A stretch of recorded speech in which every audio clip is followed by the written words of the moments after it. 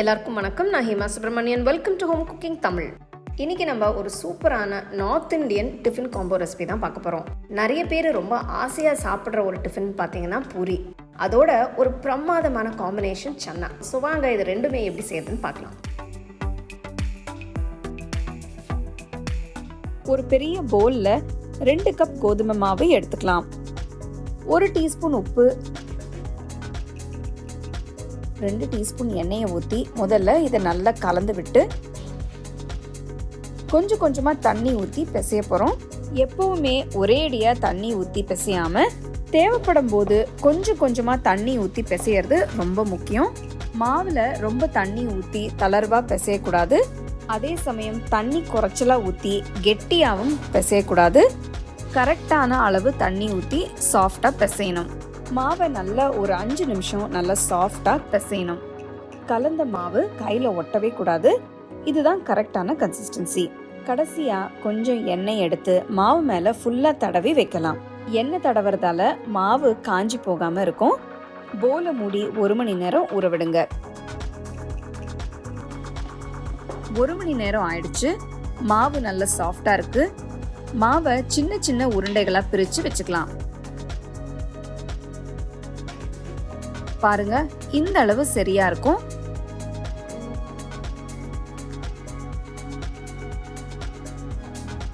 ஒரு கடாயில தேவையான எண்ணெயை ஊத்துங்க. எண்ணெய் நல்லா சூடாகட்டும். அப்பதான் பூரி நல்லா பொரிஞ்சு நல்லா உப்பி வரும். மாவு உருண்டைய வச்சு மேல கொஞ்சம் மாவை தூவி நல்லா சமமா உருட்டுங்க. ரொம்ப திக்காவும் வேண்டாம், ரொம்ப மெலிசாவும் வேண்டாம். இன்னொரு முக்கியமான டிப் என்னன்னா, எல்லா மாவையும் உருட்டி வச்சு அப்புறமா பொரிக்காதீங்க. திரட்டின பூரி ட்ரை ஆயிடும். கொஞ்சம் கொஞ்சமா திரட்டி உடனே பொரிச்சிருங்க.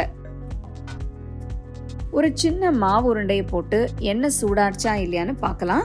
பாருங்க எப்படி மாவு உடனே பொரிஞ்சு வருதுன்னு. ஸோ எண்ணெய் நல்லா சூடாயிடுச்சு. இப்போ பூரி ஃப்ரை பண்ணிக்கலாம். திரட்டின பூரியை மெதுவாக எண்ணெயில் போட்டு 2 பக்கமும் திருப்பி விட்டு பூரி நல்லா உப்பி வந்ததும் எண்ணெயிலேருந்து எடுத்துருங்க.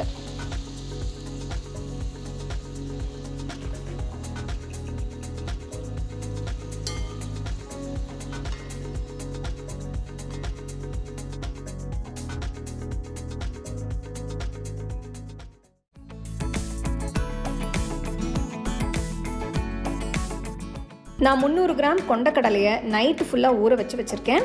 ஊற வச்ச தண்ணியை வடிச்சிட்டு கொண்டக்கடலை குக்கரில் போடுங்க. தேவையான அளவு தண்ணியை ஊற்றி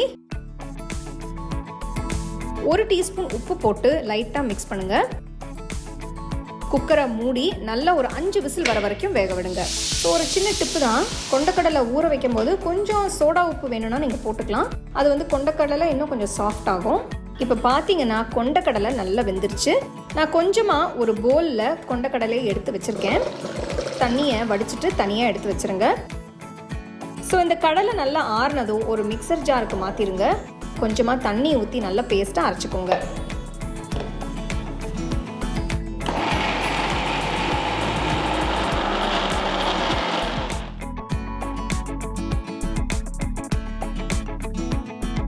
அடுத்து நல்ல அகலமான கடாயில் ஒரு 3 டேபிள் ஸ்பூன் எண்ணெயை ஊற்றி எண்ணெய் நல்லா சூடானதும் இதில் பட்டை, கிராம்பு, பிரியாணி இலை, 1 டீஸ்பூன் சீரகம், மிளகு, அப்புறம் அன்னாசி பூ சேர்த்துக்கலாம்.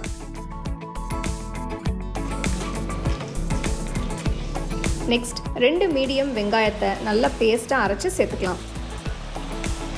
வெங்காயம் பேஸ்ட் நல்லா வெந்து கோல்டன் ப்ரௌன் கலர் வர வரைக்கும் வதக்குங்க.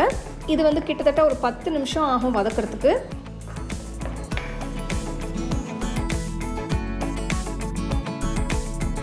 பாருங்க, வெங்காயம் நல்ல ஒரு கோல்டன் ப்ரௌன் கலருக்கு மாறிடுச்சு. நெக்ஸ்ட் இப்போ இதில் 1 டீஸ்பூன் இஞ்சி பூண்டு பேஸ்ட் போடுங்க. லைட்டாக மிக்ஸ் பண்ணிட்டு இப்போ நம்ம மசாலாஸை சேர்க்க ஆரம்பிக்கலாம். 1 டீஸ்பூன் சில்லி ஃப்ளேக்ஸ் போடணும். இது நான் வீட்லேயே அரைச்ச காஞ்ச மிளகா தான், நல்லா சில்லி ஃப்ளேக்ஸ் பதத்துக்கு அரைச்சிருக்கேன். நெக்ஸ்ட் 1 டீஸ்பூன் சீரகத்தூள், 1 டீஸ்பூன் தனியாத்தூள், 1/2 டீஸ்பூன் உப்பு. ஸோ நம்ம வந்து சன்னால ஆல்ரெடி உப்பு சேர்த்ததுனால இப்போ நீங்கள் பார்த்து சேர்த்துக்கோங்க. அடுத்து நான் 1/2 கப் தயிர் நல்லா பீட் பண்ணி ஆட் பண்ணுறேன். எப்போ நீங்கள் தயிர் ஆட் பண்ணாலும் நல்லா பீட் பண்ணி தான் ஆட் பண்ணணும். இப்போ நல்லா மிக்ஸ் பண்ணிவிட்டு 2-3 நிமிஷத்துக்கு வேக விடுங்க. பாருங்கள் எண்ணெய் பிரிஞ்சு வர ஆரம்பிச்சிருச்சு. எண்ணெய் பிரிஞ்சு வந்ததும் வேக வச்ச கொண்டக்கடலையை சேர்த்து நல்லா மிக்ஸ் பண்ணுங்கள். பார்த்தீங்கன்னா நான் இந்த ரெசிபியில் தக்காளியே சேர்க்கலை. இது ஒரு நல்ல கொண்டக்கடலை ரெசிபி, கொஞ்சம் டிஃப்ரெண்ட்டாக இருக்கும். ஸோ இந்த கடலையும் மசாலாவும் நல்லா மிக்ஸ் ஆனதும் கொண்டக்கடலை வேக வச்ச தண்ணியை சேர்த்து மிக்ஸ் பண்ணுங்கள். 2-3 நிமிஷத்துக்கு இது நல்லா கொதிக்கட்டும்.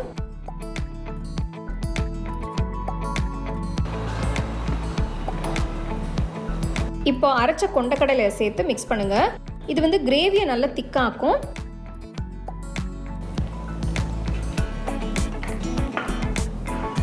எல்லாம் சேர்த்து நல்லா மிக்ஸ் பண்ணதும் நான் 1 டீஸ்பூன் ஆம்ச்சூர் பவுடர் சேர்க்குறேன். இது வந்து ஆப்ஷனல் தான்.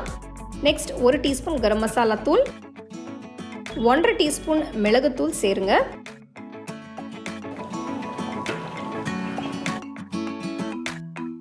நல்லா மிக்ஸ் பண்ணிட்டு பார்த்தீங்கன்னா கிரேவி சூப்பராக வந்திருக்கு.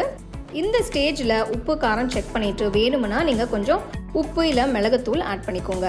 கிரேவி கொஞ்சம் திக்காக இருக்கிறதுனால நான் இன்னும் கொஞ்சம் தண்ணி ஊற்றுறேன், கன்சிஸ்டன்சியை அட்ஜஸ்ட் பண்ணுறதுக்காக.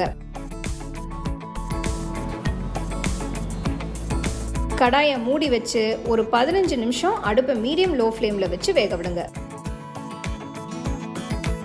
15 நிமிஷத்துக்கு அப்புறம் பார்த்தீங்கன்னா எண்ணெய் நல்லா பிரிஞ்சு வந்திருக்கு. கடைசியாக நான் 4 பச்சை மிளகாய் அப்புறம் கொஞ்சமாக கசூரி மேத்தி ஆட் பண்ணுறேன். இது வந்து ஆப்ஷனல் தான். அப்புறம் நான் கொஞ்சமாக நறுக்கின கொத்தமல்லியும் சேர்க்குறேன். கசூரி மேத்தி, கொத்தமல்லி எல்லாம் கிரேவிக்கு ஒரு நல்ல ஃப்ளேவர் கொடுக்கும். இந்த கொண்டக்கடலை கிரேவி வந்து நம்ம யூஷுவலாக பண்ணுற கிரேவி மாதிரி கிடையாது. இதை விட கொஞ்சம் டிஃப்ரெண்ட்டாக இருக்கும். ஃப்ளேவரும் ரொம்ப டேஸ்ட்டாக இருக்கும். ரொம்பவே சிம்பிளான டேஸ்டியான இந்த லஹோரி சோலே மசாலா சூப்பராக ரெடி ஆயிடுச்சு. தக்காளி சேர்க்காம சூப்பராக டிஃப்ரெண்ட்டாக இந்த கொண்டக்கடலை மசாலா ரெடி ஆயிடுச்சு. இது வந்து நீங்கள் ரோட்டி, சப்பாத்தி, ஃபுல்கா, புலாவுக்கு கூட சாப்பிட்லாம். ரொம்ப நல்லாயிருக்கும். நீங்கள் கண்டிப்பாக ட்ரை பண்ணி எப்படி இருந்ததுன்னு எனக்கு சொல்லுங்கள்.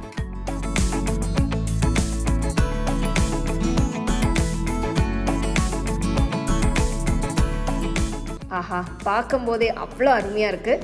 கண்டிப்பாக இந்த காம்பினேஷனை நீங்கள் வீட்டில் செஞ்சு ரசித்து சாப்பிடுங்க. உங்களுக்கு இந்த ரெசிபி பிடிச்சிருந்தா லைக் பண்ணி, ஷேர் பண்ணி, ஹோம் குக்கிங் தமிழ் சேனலுக்கு சப்ஸ்கிரைப் பண்ணுங்கள். மறக்காமல் பெல் ஐக்கானை கிளிக் பண்ணுங்கள்.